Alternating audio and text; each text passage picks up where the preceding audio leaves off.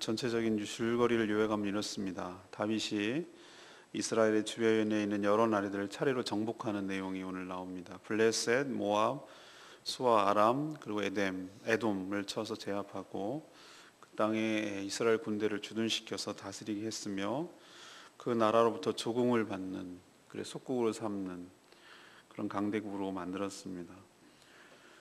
그 비결과 이유를 오늘 두 차례에 걸쳐서 얘기를 하는데 6절 그리고 15절 이런 얘기를 합니다. 그 비결은 바로 다윗이 어디로 가든지 하나님께서 함께 하셔서 이기게 했다. 그것이 비결이라고 얘기합니다. 다윗은 전쟁을 통해서 또 받은 조공, 이 모든 것들을 자신이 갖지 않고 전리품을 모두 하나님께 드렸습니다. 다윗은 또 모든 백성들을 공의와 정의로 다스렸다 이렇게 말하고 있고, 또 직제를 개편해서 자신들을 돕는 신하들을 적재적소에 발굴하고 배치하는, 그래서 나라가 견고하게 서는 일을 했다고 기록한 내용이 오늘 전체적인 내용이 되겠습니다.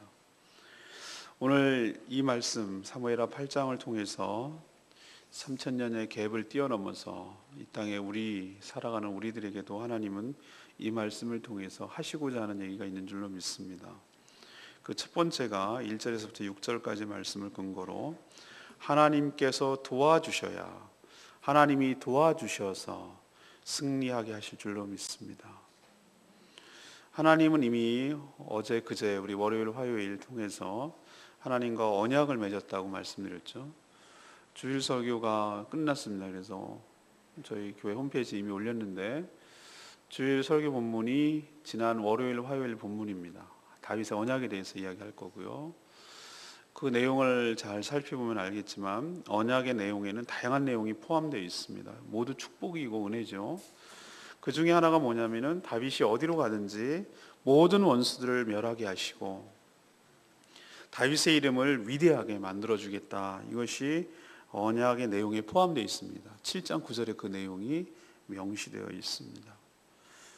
하나님은 그 언약에 따라서 오늘 보니까 그 언약을 어떻게 신실하게 지켜내시는지를 오늘 그려내고 있어요. 실제로 다윗에게 큰 승리를 주시는 것을 오늘 말씀을 통해서 분명히 보여줍니다. 다윗은 그동안 이스라엘을 그토록 괴롭혔던 이웃 나라들을 하나씩 정복하기 시작합니다.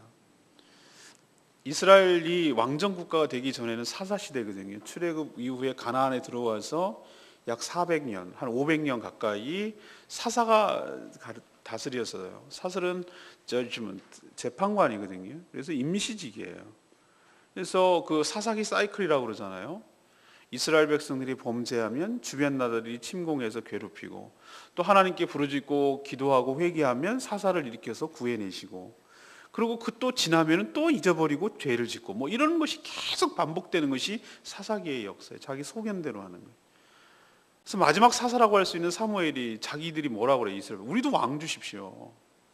임시직 말고 우리 또 다른 나라처럼 왕 달라고. 왕 재면 좋을 줄 아냐? 하나님이 왕인데 왜 왕을 요구하느냐고 그 얘기 하거든요. 그래도 왕을 달라고 그래요. 그런 패단을 내가 미리 얘기했으니 너 각오하고 왕정을 세운다. 그래서 사울 왕이 됐어요. 우여곡절 지금 다윗까지 봤는데, 아무튼 가나안 땅에 정복하고 가나안 땅에 들어가서도 편안한 날이 없었어요. 주변 나라로부터 늘 시달렸고 내부로부터도 아직 정복되지 않은 그 잔재가 남아 있었어요. 비로소 다윗 왕 때 들어와서야 그 모든 나라들을 정복하고 다스리는 것을 오늘 이야기를 통해서 볼 수 있어요. 1절에 보면 블레셋부터 이제 칩니다. 지난번에 한번 보여주셨죠? 블레셋이 다윗이 왕이 됐다는 얘기 듣고 리비딘 골짜기로 들어와서 다윗이 아주 물리쳐가지고 한 번은 전공법, 하나는 매복해가지고 기습 공격, 그래가지고 쫙 저쪽까지 밀어냈단 말이죠. 오늘 보니까 블레셋 사람 손에서 중요한 요지라고 할 수 있는 메덱 암마를 뺏어섰다. 그럼 블레셋만 그러냐? 2절에 보니까 모압 땅, 모압은 그 밑에 로봇의 자손인데 거기 땅도 또 쳐서 빼앗고, 그다음에 소바와 아람, 그 위에 나라거든요. 지금의 시리아에 해당되는 그쪽 나라, 그쪽 소바와 아람도 쳐서 빼앗고, 그게 3절에서 8절까지 쭉 넘어와요.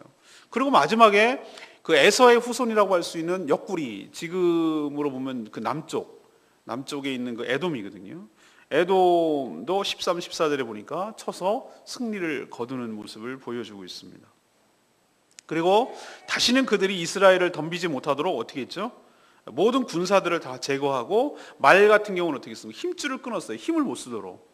말을 또 재사용하고 그럴까 봐. 그 정도로 철저하게 이렇게 다스린 것을 알 수 있어요. 그리고 또 다시 반란하고 그럴 수 있으니까 그 이스라엘 군부대를 그 나라에 주둔시켜요. 군 기지를. 마치 그 이스라엘이 로마 시대 때 어떻게 했습니까? 헤로도 왕이 있긴 있지만 어용 왕이지만 빌라도 총독이 군사를 거느리고 이스라엘을 실질적으로 통치하잖아요. 그런 것처럼 그 여러 군대를 보내서 반란을 일으키지 못하도록 그렇게 제압을 하고 또 어떻게 합니까? 조공을 바치도록. 조공이라는 게 뭐죠? 그 속국이라는 얘기예요. 주인 국가고 거기에 신앙 국가라는 뜻이거든요. 그래서 그 특산품을 이스라엘로 조공을 바치도록 그렇게 만들어 버려요. 이런 적이 이스라엘 역사상 한 번이라도 있었습니까? 없었습니다. 우리도 뭐 고구려 시대 때 태평성대를 누리는 것을 광개토왕, 장수왕 시절이다 이렇게 얘기하고, 조선 시대는 르네상스를 일으킨 왕이 영종조 시대다 뭐 이렇게 얘기를 하고, 초반에는 뭐 태조, 그 다음에 세종 뭐 이쯤 돼서 그 조선의 큰 왕들을 업적을 얘기하잖아요, 그죠? 그런 것처럼 이스라엘 역사상 전무후무한 일이 다윗과 솔로몬 시대에 이루어지는데, 다윗이 이런 그 뒤로도 없었고 그 전에도 없었어요. 이스라엘 나라가 그 주변 나라, 우리나라 나라의 5분의 1밖에 안 되는 나라예요. 그 땅이 지금도 5분의 1밖에 안 되는, 강원도 경상북도 요 정도밖에 안 되는 조그마한 나라인데도 불구하고 그 주변 나라를 지금 호령하고 있잖아요. 7.1 전쟁을 통해서, 중동 전쟁을 통해서 다 빼앗았어요. 중요한 거. 골라온 고원도 지금도 차지하고 있어. 시리아랑 전쟁 붙어가지고 골라온 고원이 굉장히 중요한, 바산에 암소를 할 때 그 바산의 골라온 고원인데 제가 가봤어요. 그때 굉장히 전략적으로 중요한 완충지대라고. 시리아가 넘어오는데 글로 들어올 수밖에 없고, 레바논이 들어오려면 거기를 들어올 수밖에 없고, 거기를 딱 장악하고, 지금도 유엔은 불법 정림병이라고 하는데 안 내줘요. 레이더 기자 설치해놓고. 지금도 그래요. 그 조그만한 나라가 못 덤벼요. 이집트가 그렇게 강한 나라라고 하지만 이스라엘한테 그 땅 뺏겼다가 협상 거쳐서 그 사막 땅 다시 차지해가지고 가져간 거예요. 그런 지금 그랬는데, 그렇게 전무후무한 일이 언제 일어났는가? 바로 다윗 왕 때 일어나는 거예요. 이거 보세요. 지금 완전히 다 하는 거죠. 제가 오늘 말씀드리는 것은 다윗이 이렇게 전성기를 누릴 수 있었던 것은 역사상 전무후무한 일인데, 그 비결이 뭐냐는 거예요. 6절에 있는 말씀이에요. 6절에 있는 말씀대로. 6절에 뭐라고 그랬습니까? 다윗이 어디로 가든지 여호와께서 이기게 하시니라. 아멘입니까? 이게 비결이에요. 다윗이 전쟁에 잘 싸우고 지략이 좋고 전술이 뛰어나고 용맹하고 뭐 이런 것도 있었겠죠. 그렇지만 하나님은 언약에 따라서 다윗과 하나님과 함께 하시고 그들을 이기게 하시고, 그 약속한 대로 그의 명성을 높여주시고 모든 원수들을 제압하시고 큰 승리를 주실 줄로 믿습니다. 이거예요. 다른 거 없어요. 재밌네요. 옛날 얘기 재밌네요. 아니요, no.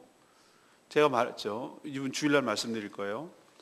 다윗 언약에 그럼 다윗만 해당되느냐? 아니에요. 제가 어저께 말씀드렸죠. 사람의 법인이다. 인류의 대강령이라고 제가 말씀드렸어요.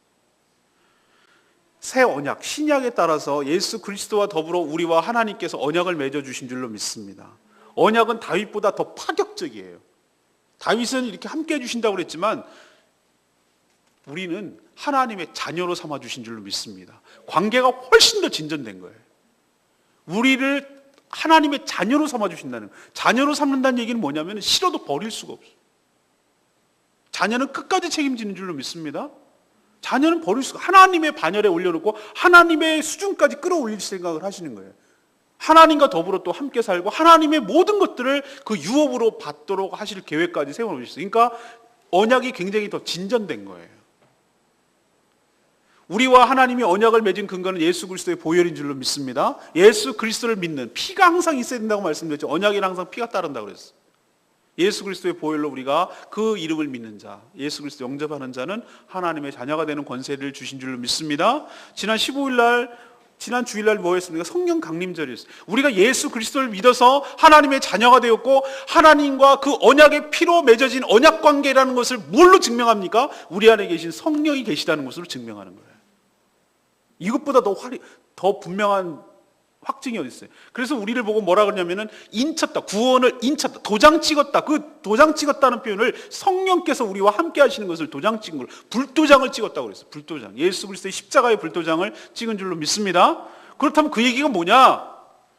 다윗을 하나님께서 이렇게 끝까지 따라다니시면서 이기게 하신 것처럼 하나님이 우리 안에 계셔가지고 바깥에 계시는 것도 아니고 우리 영으로 계시는 그 하나님의 성령이 우리 안에 계셔서 우리가 어디로 가든지 승리하게 하시고 싸워 이기게 하시고 함께 동행하여 주실 줄로 믿습니다. 원수들이 약한 게 아니었어요. 이 주변 나라들이 얼마나 강한 나라인데요. 우리 바깥에 있는 사단 마귀 귀신들이 얼마나 우리보다 강한데요. 그러나 우리가 그들을 이길 수 있는 것은 우리가 강하기 때문이 아니라 우리 안에 계신 예수 그리스도의 보혈의 능력이 그들을 이기기 때문인 줄로 믿습니다. 너희는 담대하라. 세상을 내가 이겼노라. 예수 그리스도의 말씀이에요. 우리도 어디로 가든지 어제 CBS 방송하면서 녹화 방송에서 6월 5일 날 참 이거 특별 스페셜한 거라고 그러는데 주일날이더라고. 6월 5일 날 방송이 됐는데 우리 어저께 녹음하고 왔는데 그 평상시 하는 거 월요일 하는 거 많고 또 다른 프로를 해달라고 그래가지고 녹음 한참 하고 국장님이 직접 인터뷰하는 거더라고. 알고 봤더니 대략 30분짜리인데 제가 그럼 예상 질문을 달라고 했더니 안 주고 그냥 그렇게 해야 라이브 맛이 난대나?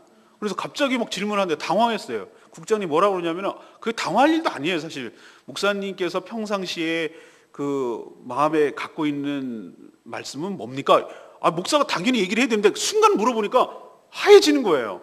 뭐라고 얘기하지? 그리고 또 갑자기 좋아하는 찬양은 뭡니까? 이렇게 물어보면 또 당황해가지고 뭘 얘기하지? 막 이랬는데 장례식 가서 한 얘기가 퉁 튀어나오더라고. 시편 23편 좋아하는데요. 내가 솔직히 그걸 좋아하는지 안 좋아하는지 먼저 임기응변을 말해버렸어요. 그리고 갖다 맞춰야 되는데 뭐라고 얘기가 순간적으로 막 머리가 도는데 하나님께서 그것도 제가 한 말이 아니라 성령께서 주신 말씀이더라고. 우리가 사망의 음침한 골짜기를 다닐지라도 내가 해를 두려워하지 않는 것은 주의 지팡이와 막대기가 나를 함께 하심이리다. 그 말씀이 생각나더라고. 그거예요. 우리가 사망의 음침한 골짜기를 가지 않기를 원하지만 누가 그거 좋아하겠어요. 그러나 우리 인생이 때로는 원치 않게 내 의지와 상관이 없이 정말 힘들고 어려운 사망의 골짜기를 지나갈 때가 있어요. 힘들 때가 있어요. 감당이 안 될 때가 있어요. 그런데 여러분 염려하지 마십시오. 하나님께서 우리에게 뭘 약속을 해주냐면 너 사망의 음침한 골짜기로 안 지나갈게 할 거야 라고 약속해 주지 않고 인생의 사망에 죽을 것 같은 사망의 음침한 골짜기를 우리가 지나갈지라도 네 지나간다. 그렇지만 걱정하지 마. 주의 지팡이와 막대기가 너를 안위하시나이다. 지켜주신다. 그 약속 때문에 우리가 갈 수가 있는 것입니다. 우리가 세상이 강해요.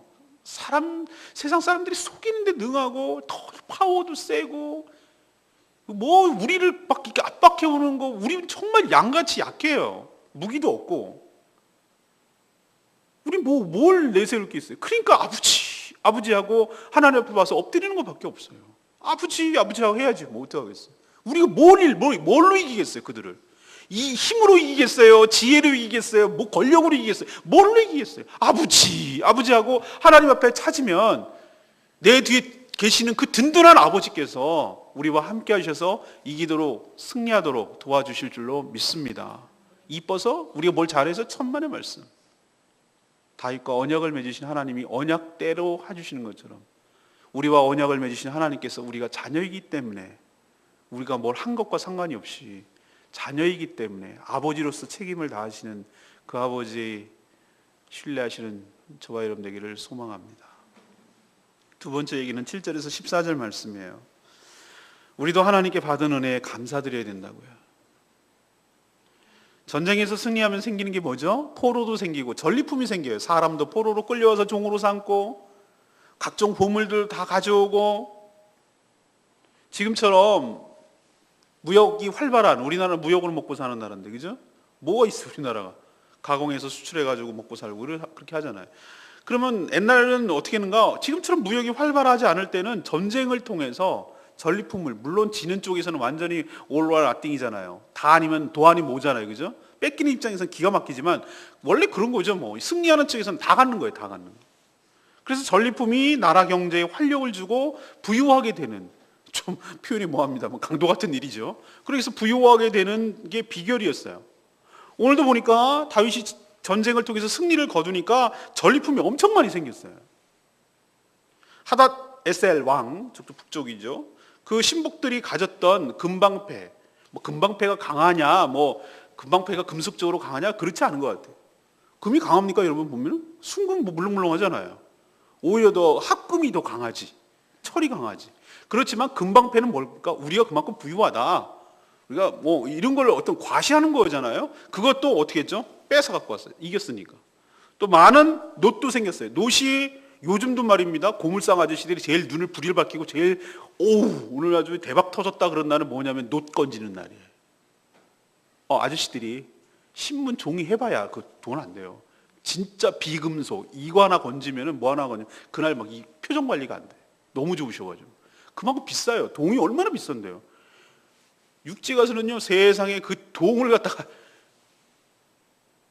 그 맨홀 뚜껑을 가져가는 거예요. 세상에 우리가 그거 돈 되니까. 그만큼 지금도 놋이라는 거, 동 이것은 굉장히 유용한 금속이거든요.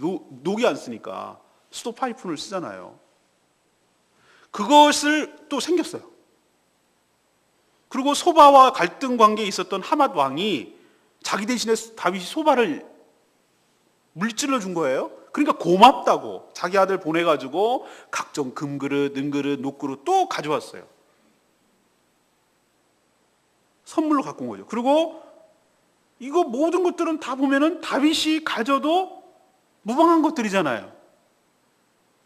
하지만 오늘 11절에 보니까 다윗 왕이 그것도 여호와께 드리되 그가 정복한 모든 날에서 얻은 금을 하나님께 드렸다고 그랬어요. 이 점이 탁월한 점인 줄로 믿습니다. 다윗은 겉으로 보면 자기가 잘 싸워서 승리한 것처럼 보이지만 자기는 알아요. 하나님께서 언약에 따라 자신을 도와주셨기 때문에 승리할 수 있는 줄로 믿습니다. 자기 고백을 해요. 은혜라는 걸 아는 거죠. 그렇다면 어떻게 됩니까? 자기가 이긴 것이 하나님의 은혜 때문인 것을 알기 때문에 이것은 자기가 잘해서 그렇다라는 것을 아니라는 걸 알잖아요. 그렇기 때문에 전쟁에서 승리해서 생긴 모든 것들은 자기가 갖는 것은 자기가 해서 자기가 얻는 거라고 생각을 하잖아요. 근데 다윗은 아니라는 것을 뭘로 증명하고 뭘로 표현하냐면은 이 모든 것들을 자기가 낼름 먹는 게 아니고 하나님께 드리는 것으로 표현한 줄로 믿습니다. 이게 다윗이 신앙이 탁월하다는 거, 살아있다는 증거예요. 우리도 말이죠. 제가 그저께 말씀드렸잖아요. 은혜로 시작해서 공로로 끝난다고. 우리 신앙이 배은망덕하기가 이럴 데 없다고. 화장실 들어갈 때랑 나올 때랑 영 다른 게 인간의 패역함이라고 제가 말씀드렸잖아요. 죽을동 살동 힘들 때는 말이죠. 아버지 그리고 하나님 찾다가 문제 해결되고 좀 살만하면 지가 잘나가지고 똑똑해가지고 뭐가 좀 잘 나왔기 때문에 그렇게 사는 줄 알고 착각을 하는 게 이 교만한 인간이에요. 누구나 예외 없어요. 인간이 그렇게 패역하다니까요. 저도 그렇고 여러분도 그렇고 다 그래요. 인간이. 우리가 늘 하나님의 은혜를 잊어버리면 안 되고 늘 하나님이 주셨다는 것을 매번 매순간 매일매일 하나님께 되뇌이고 고백하고 그렇게 살지 않으면 나도 모르게 마음이 높아지고 스물스물 기어올라오는 그 교만함과 패역함은 우리는 다 똑같은 인간이에요. 그럼 우리가 어떻게 해야 이 교만함을 꺾고 하나님 앞에 은혜로 살아가는 것을 하나님께 드리는 훈련을 하지 않으면 안 돼요. 내게 아닙니다. 하나님. 내 시간도 내게 아니고 내 몸도 내게 아니고 내 물질도 내게 아니고 내 재능과 내 모든 것도 내게 아닙니다. 하나님 내게 아니니 하나님 은혜인 줄 믿사오니 하나님의 것을 하나님께 드리옵니다. 이 드리는 훈련을 하지 않으면은 우리는 자꾸 은혜를 잊어버리고 내 맘대로 살고 내가 잘나서 사는 줄 아는 거예요.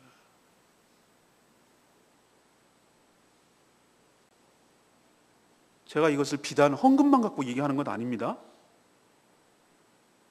헌금뿐만 아니라 우리의 모든 삶을 하나님께 드리는 훈련을 하지 않으면은 다윗처럼 이게 드리는 훈련을 하지 않으면은 내가 잘나서 사는 줄 착각한다니까요. 내가 잘나서 내가 얻는데 네가 뭐라고 그래 이렇게 나온다니까요. 여러분들 은혜를 잊지 않은, 배은망덕하지 않는 저와 여러분들을 소망합니다. 배은망덕하지 않고 은혜를 잊지 않는다는 증거가 뭐로 나타나는가? 하나님께 드리는 것으로 나타나요. 11조금이요? 왜 힘든 줄 아세요? 내가 벌어서 내 거니까 아까운 거예요. 이게 하나님으로부터 왔다는 생각을 안 하는 거예요. 절대 못해요. 그러면은 이 모든 것이 가만히 생각해 보면은 내가 땀 흘려갖고 열심히 벌었는데 이렇게 생각한다고. 한번 거꾸로 생각해 봅시다. 하나님께서 장사하는 사람들은 손님 안 보내주고 뭐 뻥뻥 터지고 세금 맞고 뭐 그러면은 들어오는 것보다 나가는 게 훨씬 많네. 회사 다니는 사람 회사가 어려워가지고 월급 밀리고 막 그래가지고 보너스도 안 나오고 이러면 어떡할 건데. 그래서 들어왔는데 뭐 애가 아프니 뭐 어머니 아버니 편찮아가지고 병원 들어가야 되니 뭐 막 새는 게 펑펑 터지는 거예요. 왜 또 갑자기 교통사고 나가지고 차는 또 수리하는데 200만 원 든다니 생각지도 않았던 일이 펑펑펑펑 터지는 거예요. 사랑하는 여러분, 수입이 여러분 거라고요? 그 모든 수입이 생기게 하든 나에게 건강 주시고 직장 주시고 일터 주시고 기술 주시고 직업 주시고 나에게 모든 수입이 예를 들냐면 물질만 갖고 얘가 얘기를 드는 거예요. 딴 것도 다 있지만 그 모든 것이 하나님으로부터 왔음을 믿습니다. 그럼 하나님의 것을 하나님께 드리는 것이지. 이게 하나님께로 왔다는 증거를 그 믿음을 뭘로 표현하냐면은 드리는 것으로 표현하는 거예요. 그게 증거예요. 물질뿐만 아니라 우리의 시간도 드리고 몸된 교회를 위해서 이제 중보기도 세미나 이번 주 시작합니다만 뭘 위해서 쓸고 닦고 청소하는 거도 중요해요. 그러나 교회를 위하고 교회를 세워가는데 말씀과 기도라고 제가 말씀드려요. 양대축이라고. 중보기도를 통해 중보기도 골방에 들어가서 기도가 얼마나 큰 파워를 일으키는지 여러 번 제가 설교 시간에 말씀드렸죠. 기도를 통해서 하나님의 역사가 개입되는 줄로 믿습니다. 기도를 통해서 하나님이 열어가시는 거란 말이에요. 그러니까 기도를 하면 이 교회가 든든히 쓰는 거예요. 그 역할을 감당하려고 훈련하는 거예요. 이게 섬기는 거죠. 일주일에 1시간 그 하나님께 나와 그 무릎을 꿇고 기도함으로 하나님께 헌신하는 거예요. 자기 시간을 내어주는 거예요. 자기 시간을 하나님께 드리는 거예요. 그게 바로 모든 시간의 주인이 하나님이라는 믿음을 표현하는, 하나님께 드림으로 믿음을 표현하는 길인 줄로 믿습니다. 다윗이 위대함이 뭐냐고요? 자기가 안 가졌다는 거예요. 자기가 누가 봐도 자기가 가져도 아무도 말할 사람 없어요. 그러나 그 모든 것들이 하나님으로부터 왔음을 알고 하나님께 드릴 때 하나님께서 축복하여 주시고 은혜 베풀어 주실 줄 믿습니다. 세 번째는 15절에서 18절까지 말씀, 하나님처럼 정의와 공의로 행하며 살았습니다. 오늘 18절에 15절에 보니까 뭐라고 그랬어요? 다윗은 이스라엘 모든 백성들에게 정의와 공의로 다스렸다 이런 표현을 쓰고 있어요. 왕이, 통치자가 어떻게 해야 되는지를 잘 보여줘요. 사실은 왕만이 아니라 모든 성도는 자신의 영역에서 하나님의 공의, 하나님의 정의를 실현해야 돼요. 그렇게 살아야 될 의무가 있어요. 먼저 그의 나라와 그의 의를 구하라는 얘기가 바로 그거예요. 의가 뭐예요? Righteousness, Justice. 하나님의 공의가 이 땅에 실현되도록 네가 사는 목적이 그거란 말이에요. 우리가 어떤 직업을 갖고 어떤 위치에 있고 어떤 포지션을 갖고 어떤 역할을 합니다. 그럼 내가 이렇게 할 수도 있고 이렇게 할 수도 있어요. 내가 예수 그리스도 안 믿고 살아가는 사람들은 righteousness, 하나님이 정의가 없어요. 공의가 없어요. 내가 곧 정의예요. 그러나 예수 그리스도를 믿는 사람들은 그게 아니잖아요. 내 기준이 정의가 아니라 내가 곧 법이 아니라 하나님이 나의 법이고 세상의 법인 줄로 믿습니다. 그것을 실현하도록 살았단 말이에요. 이것 때문에 우리가 존재하는 거예요. 이 땅에 살아가는 이유라고요. 우리가 이 세상에 세상과 더불어서 세상 사람들과 더불어 이 땅에 세상에 땅을 디디고 살아가는 이유가 바로 다윗이 행했던 것처럼 그렇게 하라고 하나님께서 우리에게 사명을 주신 줄로 믿습니다. 그 하나님의 공의가 잘 실현될 수 있도록 그는 정부 조직을 개편하고 사람을 배치했어요. 군사령관의 요압, 사관의 여호사밧, 제사장의 아히멜렉과 사독, 그리고 서기관의 스라야, 용봉관리의 분야야, 그리고 다윗의 아들들도 대신들에 포함시켰어요. 훈련을 받아서 나중에 차기 왕으로 세워지기 위해서 훈련하는 거죠. 다윗이 이 직제를 보면 무엇을 더 귀하게 여기는지를 우리는 간파할 수 있어요. 누가 됐다는 게 중요한 게 아니라 우리가 유심히 봐야 될 것은 직제를 뭐를 두느냐를 봐야 되는 거예요. 물론 군대 조직 관리는 어느 나라나 중요해요. 그죠? 이거 침략을 막고 또 자기 나라를 보호하기 위해서는 어느 나라든지 군대가 중요하잖아요. 그죠? 안보가 없는 나라가 어떻게 존재할 수가 있겠어요? 치안이 유지되지 않는 나라가 어떻게 유지될 수 있겠어요? 이거 누구나 나라 그런데 또 중요하게 다윗이 여기는 것은 역사를 귀하게 여기는 것을 볼 수 있어요. 사관이라고 해요. 사관. 역사를 소중하게 여기는 나라가 성공하는 나라예요. 역사에서 교훈을 얻고 역사에서 뼈아픈 교훈을 얻는 나라가 귀한 나라예요. 저희 CBS 그 사람들과 얘기하면서 오늘이 5.18이에요. 5.18 광주 민주화 운동 일어난 날이라고. 전두환 대통령은 아직도 부인해요. 내가 아무 잘못 없다. 난 발포 명령하지 않았다. 분명히 사람은 총으로 쏴서 죽여놓고서 누구도 책임지는 사람이 없어요. 지금이 36년이 지났는데도 불구하고 국가는 그 노래 하나 부르는 것 때문에도 뭐 국론 분열이 어쩌고 저쩌고 그러면서 진짜 국론 분열을 자기네들이 하고 앉았어요. 사랑도 명예도 님을 위하는 그거 좀 부르게 하면 그게 그렇게 힘드나? 저는 막 이 속상해서 죽겠어요. 이 역사가 바로 서지 못하고 역사에서 교훈을 얻지 못하는 나라는 또 그런 비극이 일어난단 말입니다. 자국의 군대가 외국 들어오는 침략하는 군대랑 싸워야지 자기네 자국민들을 갖다가 죽이고 그런 일이 반복된단 말이에요. 제주도의 4.3 사건을 갖다가 제대로 해결을 안 하니까 광주 민주화 운동이 일어난다고 제가 말씀드렸잖아요. 역사에서 교훈을 얻지 못하는 나라는 미래가 없어요. 그래서 다윗이 왜 위대한 왕이냐? 사관을 그 중요한 직책 중에 하나로 놓잖아요. 왜? 기록해야 조선 왕조가 500년 간 이유가 뭔 줄 아세요? 언론이 역사가 보존되어 있기 때문에 초록을 쓰고 그것도 또 역사가들이 쓰고 언론이 열려있고 그렇기 때문에 그 허접한 나라 같은 데도 500년이 끌고 간 거예요. 안 망하고. 역사를 소중하게 여기지 않은 나라는 희망이 없다고. 다윗은 그걸 잘한다고. 그 다음에 뭘 소중하게 여겼습니까? 제사상이잖아요. 제사상은 더블 투톱으로 가잖아요. 아히멜렉 그리고 사독 두 라인으로 이렇게 가게 만들잖아요. 하나님께 제사 드리고 백성들을 섬기고 가르치는 일, 이 제사장 역할이 굉장히 하나님의 저스티스, 하나님의 공의를 그 땅 이스라엘에 실현하는데 굉장히 중요한 직책이라고 본 거예요.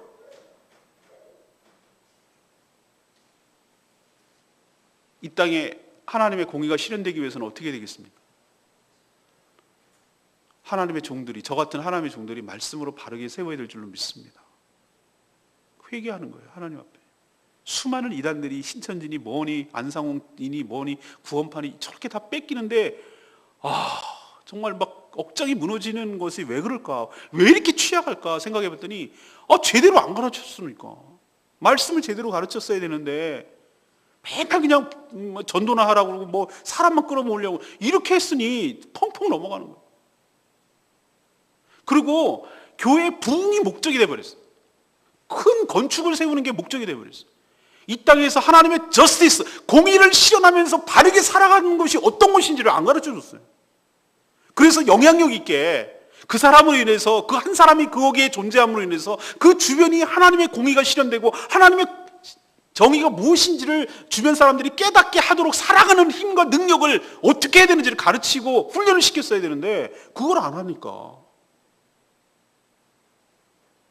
교회가 욕을 먹고 덩달아서 성도들이 잘못했는데 하나님이 욕을 먹고 그런 각종 이단 사이비들이 극성을 떨고 활발하게 움직이고 아무런 대응도 못하고 무기력한 교회의 꼴로 전락한 이유는 우리가 뭐를 소중하게 여기고 어떤 방법을 통해서 하나님의 저스티스를 세워가야 되는지에 대해서 놓쳤다 이 말이에요. 우리가 지금이라도 자성을 하고 오늘 다윗이 뭐를 소중하게 여겼는지 역사를 통해서 교훈을 얻고 제사장들 기능을 살아나게 함으로 인해서 백성들을 축복하고, 제사장이 그거거든요. 백성들의 아픔과 모든 것들을 기도로 승화해서 하나님께 아뢰고 하나님의 놀라운 교훈과 하나님의 축복을 백성들에게 전달하고, 이건 교회만 해당되는 건 아닙니다. 교회 교인들이, 교회가 이 세상을 하나님 옆에 끌어안고 이 세상의 아픔과 모든 것들을 하나님께 아뢰고 하나님의 놀라운 계시와 하나님의 말씀과 공의와 이 모든 하나님의 지침들을 세상에 전파하고 백성들을, 세상을 축복하고 이렇게 함으로 인해서 하나님과 사람들 있는 역할을 교회가 해야 되는데 오히려 거꾸로 세상이 교회를 걱정하고 염려하는 꼴이 돼버렸으니 이 기가 막히고 탄식할 일이 벌어지고 있다 이 말입니다. 사랑하는 여러분, 우리가 이 땅에 살아가는 것, 잘 먹고 잘 살아서 성공하고 그게 축복이라고 생각하는 것 천만의 말씀입니다. 그건 축복 아니에요. 물질 자체가 그러면 죄냐? 그건 아니에요. 물질이 있고 없고 높은 자리에 올라가고 안 하고 이게 기준이 아니고 있건 높이 올라가건 낮건 뭐 하건 간에 중요하지 않아요. 주의 뜻을 이 땅에 실현하는 것, 하나님의 거룩한 공의와 정의를 이 땅에 나로 인해서 흘려보내고 실현하는 것, 이것이 바로 우리의 성공이고 우리의 목적이고 우리의 사명이고 우리의 존재 이유인 줄로 믿습니다. 이걸 잊어버리는 순간 우리는 자기 할 일을 못하는 거예요. 다윗은 근데 그걸 지금 잘하고 있다는 거예요. 하나님의 공의와 정의로 다스리니라. 여러분도 난 다스리는 사람 아닌데요? 아니요. 여러분도 뭔가 역할을 하는 사람들이에요. 그 역할을 잘 감당하는 저와 여러분 되기를 소망합니다. 저는 오늘 레마의 말씀이 14절 말씀이에요. 이게 저는 붙들고 싶은 말씀이에요. 다윗이 어디로 가든지 여호와께서 이기게 하셨더라. 아멘. 많은 성도들이 자신도 다윗처럼 어디로 가든지 하나님께서 이기게 해주시기를 원해요. 그런데 하나님이 다윗에게 그렇게 하신 이유와 배경에 대해서는 잘 알려고 들지 않아요. 그냥 무조건 이기기만 해달래요.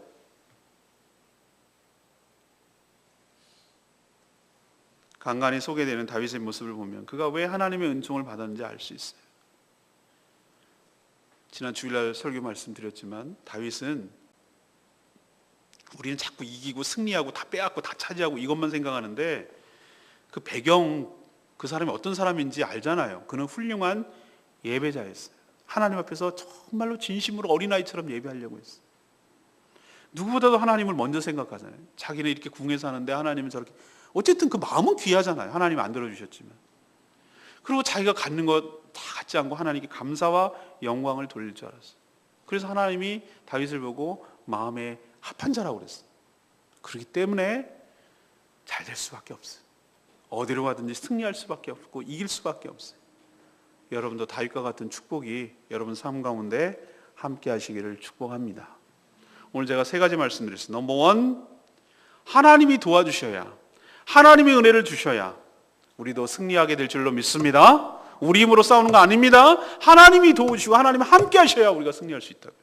넘버 투, 하나님께 받은 은혜를 당연하게 생각하지 말고 자기가 홀랑 먹지 말고 어떻게 하라고요? 하나님께 감사드리라고, 하나님께 드리는 거라고 하라고요. 그럼 하나님이 어떻게 하시겠어요? 잘 벌어왔네 이러실 분이에요? 하나님 은금이 필요 뭐가 있겠어요? 천하 만물이 하나님 건데. 그 마음을 받으신 줄로 믿습니다. 그 마음을 받으신다고.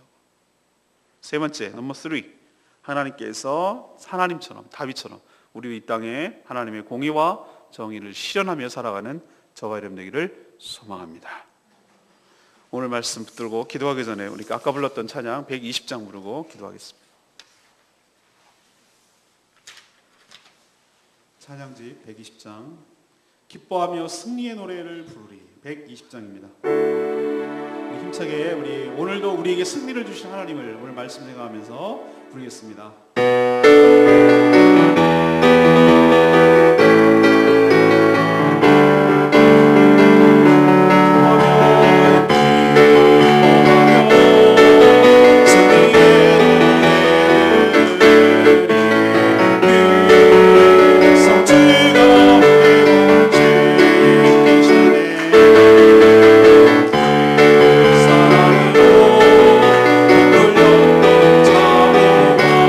칭찬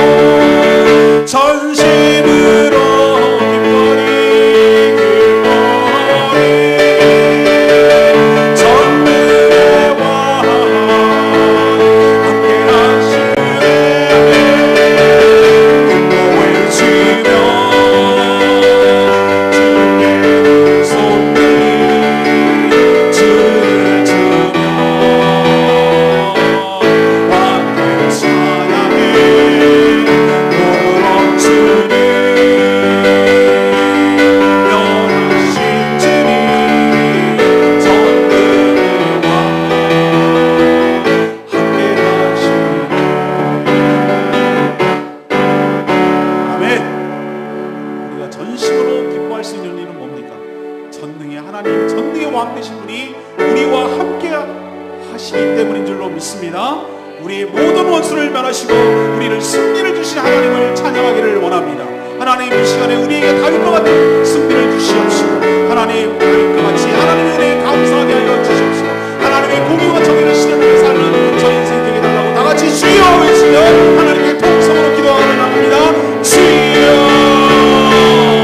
아버지 정신으로 기뻐하리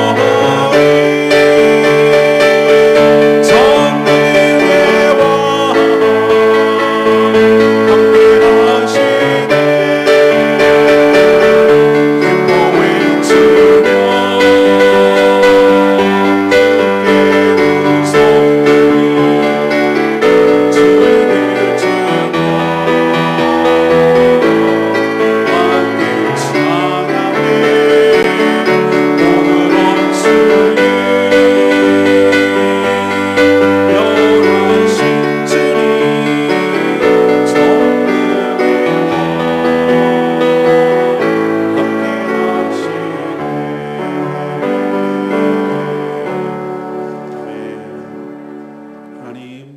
저희도 다윗처럼 어디로 가든지 주의 도우심으로 승리하게 하여 주시옵소서. 그러나 저희들이 이기적인 목적 때문에 승리하는 것이 아니라 하나님의 영광을 위해 그렇게 하시옵소서. 저희도 다윗처럼 하나님께 받을 은혜를 당연히 여기지 않게 하여 주시고 하나님께 드려 감사할 줄 아는 자가 되게 하여 주시옵소서.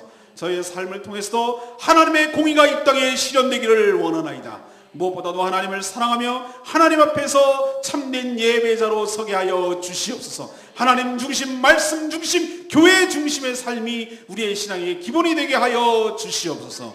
오늘도 하나님께 간구하는 모든 기도 들응답하여 주시기를 원하옵고 예수 그리스도의 이름으로 축복하며 기도합니다. 아멘.